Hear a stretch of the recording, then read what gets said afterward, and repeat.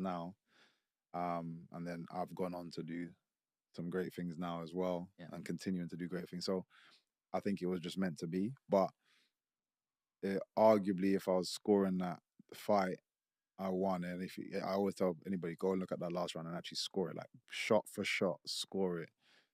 Um, yeah, it's very different. Like you'd probably see it differently. The one thing I would say that, which is another alternative to the differences, is a 2 minute round. The pace of a 2 minute round is intense. Like people think because it's less time, it's easier. I'd actually prefer to do a 5 minute round. Because a 5 minute round, you can take your time. Both sides, it's almost like a unwritten agreement. Like you're taking the time. There's a feel out process. 2 minute round, you don't have time to do any of that. It's like War. now, like, and to do anything, I get, I challenge anybody to just go on the bag for 30 seconds, all out. Just go, pop, pop, throw it. Forget technique, just power on the bag and see how knackered you are in 30 seconds.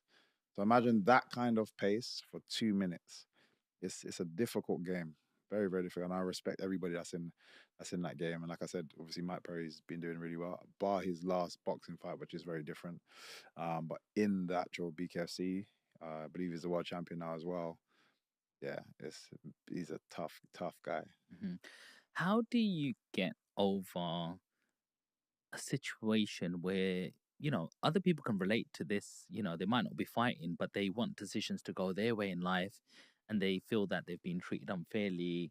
Could even be a manager who goes, "You're doing great. You might be top of the leaderboard. Sorry, I want this person to actually. She's my favorite." Mm-hmm. Like, how do you keep yourself motivated and not take it the other way? Like, I hate this job, I'm going out of it, or I hate this sport, you're not going to have any more of MVP here. Like, how do you overcome that? Because some people can hit failure and go, that's it, it's the end. But you seem to have this attitude, hey, things happen for a reason.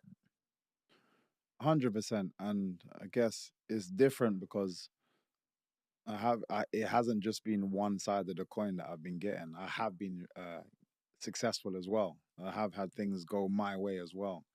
Um, and I try to be objective from on both sides, and just again just look at the bigger picture. I think some people are they have their blinkers on and a bit too me. And I think sometimes if you take a step back and look from almost a managerial position, I always say uh, the manager has the best perspective because he's not in it. He can stand back, and sometimes we have to change and pull ourselves back to that perspective and be a manager, so to speak, um, and just look at things a bit more 360 point of view instead of just your own point of view. And I just try to do that as much as I can, just challenge myself. Um, but then the other side of it is a knockback doesn't mean the game's finished. You can all there's so many it's too many examples of people that have lost, and then all of a sudden they're going on a killing spree, and now they've blown up and this and that. And look how long, let's say, Masvidal was not he was somebody but not that big. Then he gets one big knockout. Then he gets another big knockout. And all of a sudden everyone's talking about him, just talking about him. And now he's one of the biggest names in that field just because he had a bit of a run at the right time, couple of amazing KOs. But he's not like he hasn't been KOing people his whole career. It's just that sometimes it's just timing. And if he had given up before, like, oh man, it's not going my way, I'm not getting enough money, not getting enough pay, Mm-hmm. he would never have achieved what he's achieved now and Mm-hmm. been getting paid and being able to demand what he can demand now. So you always have to, again, ignore being just stropping over, spilt milk. You can always correct it. You can always clean it up and keep moving forward and correct it. That's just my attitude for a lot of things. I already know. I know and I'm confident in my talents.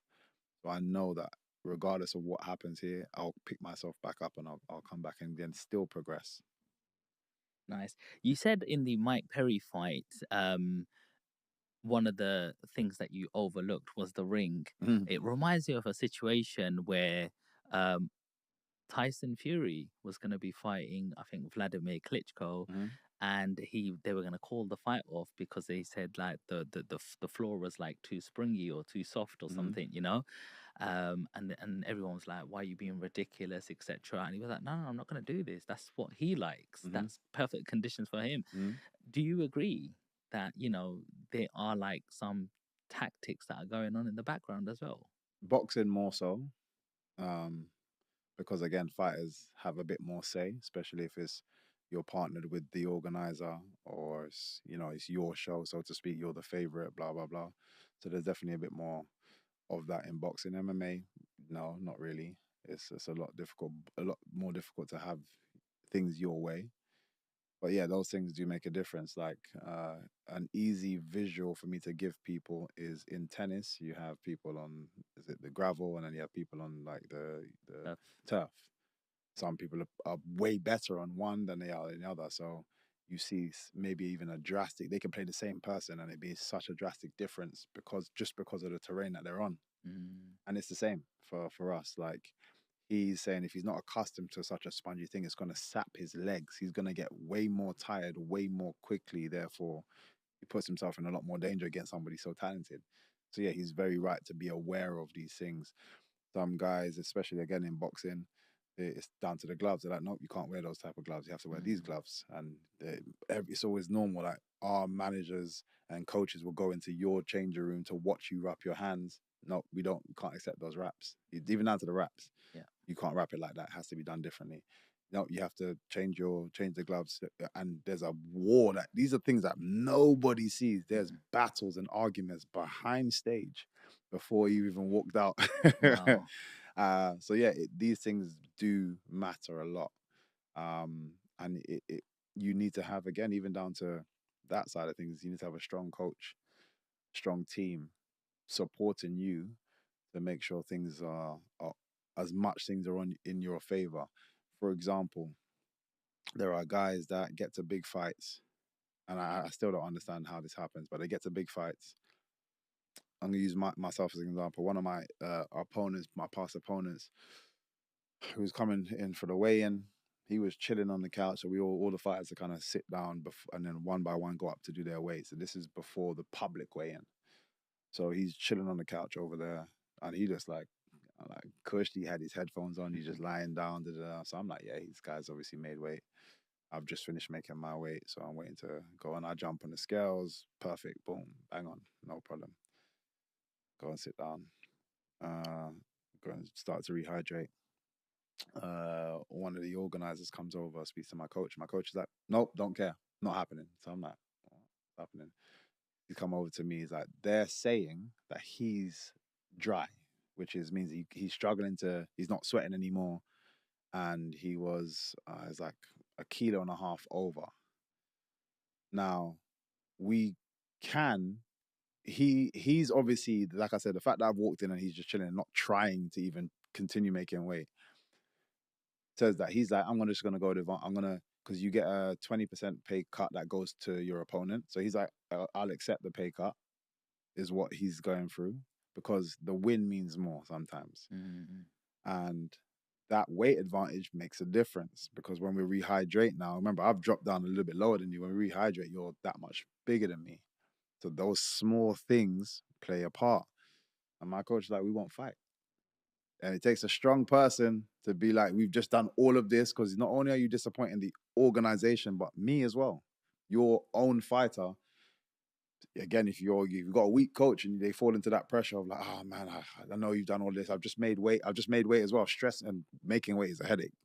Stress my body out, stress yourself out to make the weight. And then he's like, we're not going to fight. You know what I mean? It's like, mm, yep, no, we're not going to fight. And that's it. It's like, all that work that you put in, it's very difficult to say to somebody, especially when the opponent's there. It's like, as a fighter, it's like 2 kgs don't mean nothing. yeah, I don't 5 kgs don't mean that. yeah, Like I just want to fight. yeah. But you need people in your corner that's gonna be like, we're not having that. And we made him make that weight. Wow. He sat there, watched him for 2 hours, stressing himself out Yeah, that much more yeah. before the fight. And he made the weight, of course. had to do it, and obviously he's gonna be that much more flat now. He's actually Yeah. it's actually U-turned on him.